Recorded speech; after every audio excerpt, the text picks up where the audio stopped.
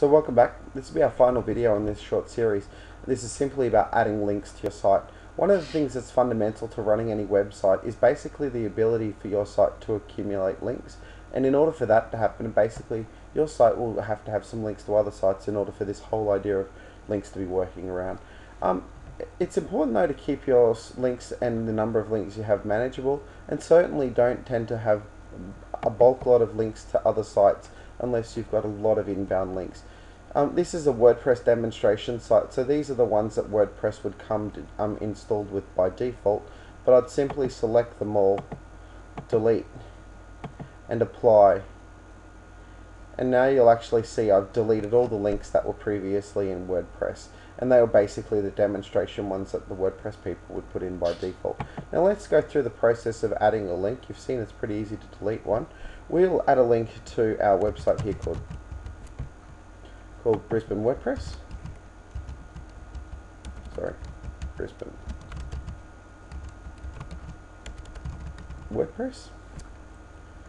Put down the web address in here. http www.BrisbaneWordPress.com. Now, with BrisbaneWordPress.com, you'll actually notice that we've put in HTTP. We always recommend putting in HTTP before putting a link in. This is basically telling the browser it's an external site from your own site. If you forget to put the HTTP in, the results might be a little unpredictable. So WordPress will even give you a little reminder there and recommend it. This is giving us a description for Brisbane WordPress. Brisbane WordPress description. And if we're using our categories, you could see the categories there. We'll just include it in the blog roll, and then we can add the link.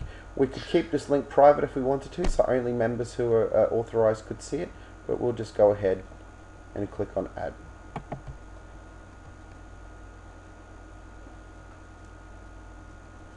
Now you'll see that that link was added.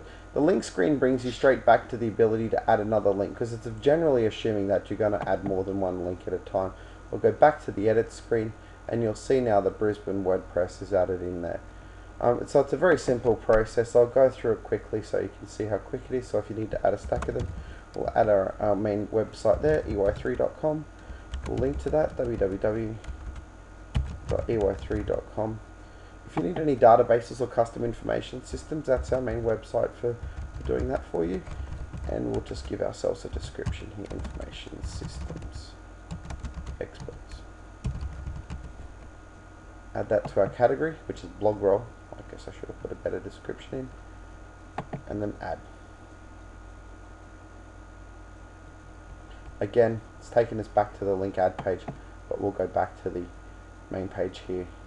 And you can see now there are two links in there.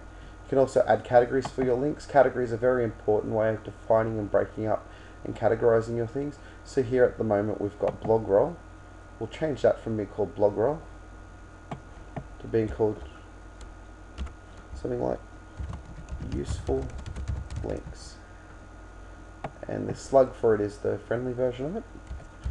Just give that the same name for the time being. It's a simple way of describing it.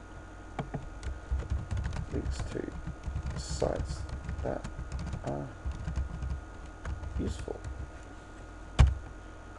Update category. Now all of those links have been added to our site.